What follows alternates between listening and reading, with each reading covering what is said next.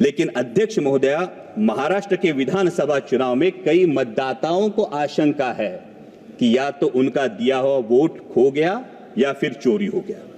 लेकिन दरोगा ने कहा ऐसा कुछ नहीं हुआ और इसलिए महाराष्ट्र, सर ये तो लोगों का कहना है, इसलिए महाराष्ट्र के सोलापुर जिले के मार्कड़वाड़ी के लोगों ने बैलेट पेपर पर यह जानने की कोशिश की कि उनका मत गया कहां, लेकिन प्रशासन ने इस पर रोक लगा दी। लोकसभा चुनाव के बाद महज 6 महीनों में लाखों मतदाताओं के नाम मतदाता सूची में जुड़े हैं और इलेक्शन कमीशन बार बार मांग करने के बाद भी ये सूची विपक्ष को नहीं सौंप रही है। उसी के साथ में जो सुप्रीम कोर्ट की गाइडलाइंस थी, जो 5% वीवीपैट कंट्रोल यूनिट और बैलेट यूनिट का वेरिफिकेशन होना था, ये सुप्रीम कोर्ट के गाइडलाइन के बावजूद अचानक इलेक्शन कमीशन ने नई एसओपी जारी की है जिसमें ये वेरिफिकेशन नहीं होगा बल्कि पूरी मेमोरी बर्न करके सिर्फ उसमें मॉक पोल कराया जाएगा। तो इससे असमंजस और भी बढ़ जाता है। मराठी में कहावत है, कर नाही त्याला डर कशाला, कुछ किया ही नहीं तो डरते क्यों, हाथ कंगन को आरसी क्या। और इसलिए अध्यक्ष महोदया, ये शंका उत्पन्न होती है क्या कुछ छुपाने की कोशिश हो रही है, क्या दाल में कुछ काला है या पूरी दाल ही काली है।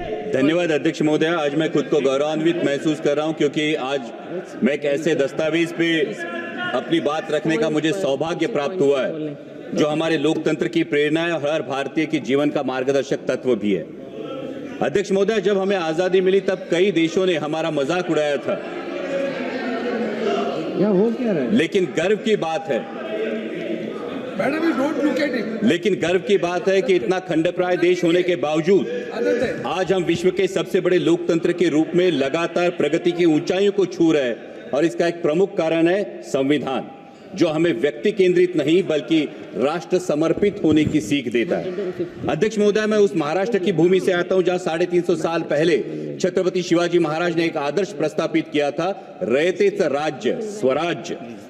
छत्रपति शिवाजी महाराज के स्वराज से ज्यादा वैभवशाली, ज्यादा बड़े कई साम्राज्य निर्माण हुए और हस्तगत भी हुए, लेकिन आज भी 350 साल बाद छत्रपति शिवाजी महाराज के स्वराज का नाम लिया तो हमारा भी सीना 56 इंच का होता है और इसका कारण है छत्रपति शिवाजी महाराज के स्वराज को मिला नैतिक अधिष्ठान और वही प्रेरणा संविधान में भी प्रतीत होती है। समता, बंधुता और स्वतंत्रता के नैतिक अधिष्ठान पर मानव का उत्थान और मानवता का कल्याण, और इसीलिए संविधान के निर्माण में योगदान देने वाले हर उस व्यक्ति के प्रति मैं कृतज्ञता व्यक्त करता हूं और उन्हें आदरपूर्वक नमन करता हूं।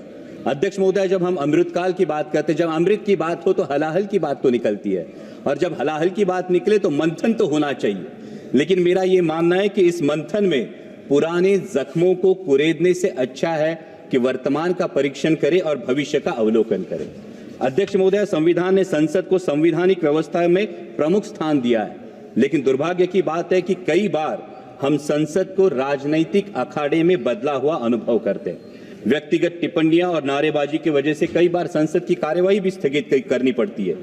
किसी नेता का किसी पूंजीपति से क्या संबंध है, कौन नेता किसकी फ्लाइट में कहां गया या किस विदेशी नेता ने किस नेता को डोनेशन दिया, इन बातों से हमें लगता है ये महत्वपूर्ण होना चाहिए कि हमारे देश के किसान की, नौजवान की, आम आदमी की आवाज यहां उठाई जाती है या नहीं, उसकी समस्या का यहां समाधान होता है या नहीं।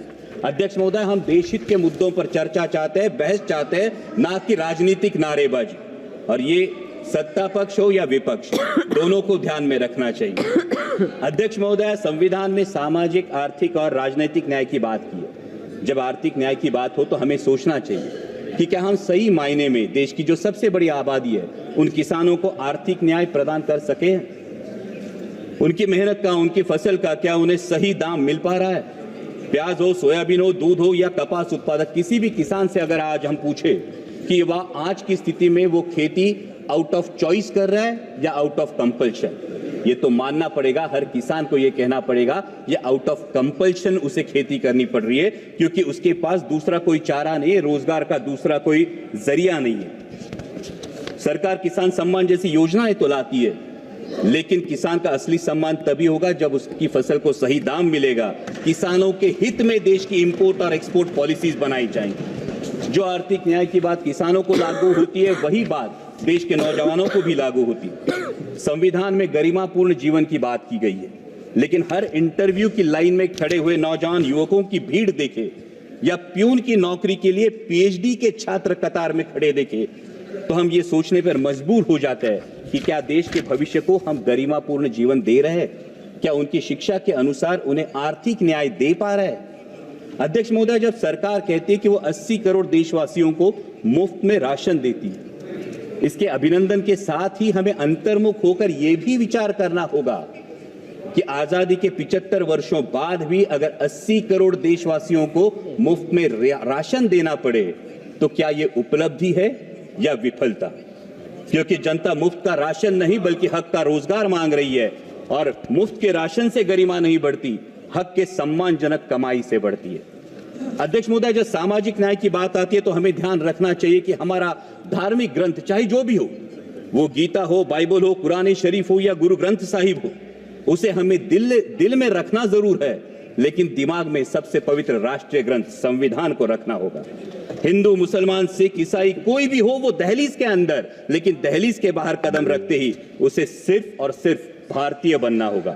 तभी तो संविधान के धर्मनिरपेक्षता के तत्व का सम्मान होगा। किसी मस्जिद के नीचे क्या है या मंदिर के पीछे क्या है, इस चर्चा में जाने वाला न्यायपालिका, मीडिया तथा सरकार का वक्त अगर राष्ट्र निर्माण और देशवासियों की प्राथमिकता के लिए सदुपयोग में लाया जाएगा तो इसमें देश का हित होगा।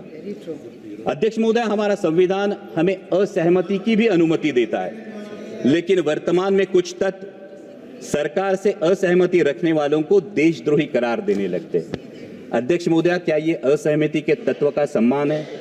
देश को आजाद कराने वाले सत्याग्रहियों और क्रांतिकारियों के बीच भी आजादी के मार्ग को लेकर असहमति जरूर थी, लेकिन दोनों का मकसद एक ही था, देश की आजादी।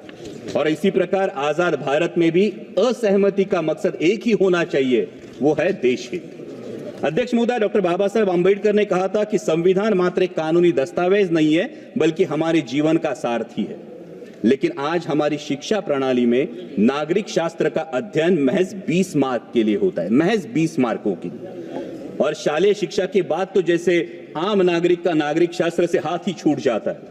आज हम देख रहे हैं कि शहरी आबादी लगातार बढ़ती जा रही है, लेकिन शहरों में वोटिंग परसेंटेज लगातार घटता जा रहा है। कई मतदाताओं तो ये तक पता नहीं होता कि स्थानिक स्वराज्य संस्थाओं का काम क्या है, विधानसभा का काम क्या है और संसद का काम क्या है। और ये भी वास्तविकता है कि कई बार मतदान जाति के आधार पर होता है या फिर धर्म के आधार पर होता है। इस स्थिति से उभरने के लिए हमें नींव मजबूत करनी होगी, न कि सिर्फ स्कूलों में बल्कि कॉलेजों में, कॉर्पोरेट में, कंपनियों में संविधान के प्रति सजगता के लिए हमें ठोस कार्यक्रम के बारे में सोचना होगा। और अध्यक्ष महोदय, अंत में मैं बात करूंगा राजनीतिक न्याय की। हमारे संविधान ने एक व्यक्ति एक वोट का अंगीकार किया है, और यह संविधान की खूबसूरती है कि देश की झुग्गी झोपड़ी में बसने वाले एक सामान्य देशवासी को भी एक मत का अधिकार है, और देश के आदरणीय प्रधानमंत्री जी को भी एक ही मत का अधिकार है। और इसलिए मैं मानता हूं कि हमारा वोट ये सिर्फ संविधान ने दिया हुआ अधिकार नहीं, ये हमें दिया हुआ एक बेशकीमती उपहार है। लेकिन अध्यक्ष महोदय, अगर हमारी कोई बेशकीमती चीज अगर खो जाती है या चोरी हो जाती है तो हम क्या करते हैं? हम शिकायत करते हैं। और अगर दरोगा कहे कि चोरी हुई नहीं तो हम क्या करते हैं? फिर हम अपने आप से तहकीकात करने की कोशिश करते हैं, हम तफ्तीश करने की कोशिश करते हैं। लेकिन अध्यक्ष महोदया, महाराष्ट्र के विधानसभा चुनाव में कई मतदाताओं को आशंका है कि या तो उनका दिया हुआ वोट खो गया या फिर चोरी हो गया। लेकिन दरोगा ने कहा ऐसा कुछ नहीं हुआ। और इसलिए महाराष्ट्र, सर ये तो लोगों का कहना है, इसलिए महाराष्ट्र के सोलापुर जिले के मार्कड़वाड़ी के लोगों ने बैलेट पेपर पर यह जानने की कोशिश की कि उनका मत गया कहां, लेकिन प्रशासन ने इस पर रोक लगा दी। इन्होंने, मैं ये डिस्क्लेमर ही देता हूं, मैं ईवीएम से आया हूं, लेकिन जिन मतदाताओं की यह आशंका है उन मतदाताओं की बात यहां रखना मैं समझता हूं मेरा कर्तव्य है। ना उन्होंने इलेक्शन पे अविश्वास दिखाया था, ना उनको फैसले पे आपत्ति थी, क्योंकि वहां पे तो उम्मीदवार जीत के आया है। फिर भी लोग जानना चाहते हैं वोट कहां गया, खो गया या चोरी हो गया। लेकिन उन्हें यह करने से मना करना, क्या यह राजनीतिक अधिकार है? अध्यक्ष महोदय, लोकतंत्र में चुनाव प्रक्रिया की बहुत अहम प्रक्रिया है।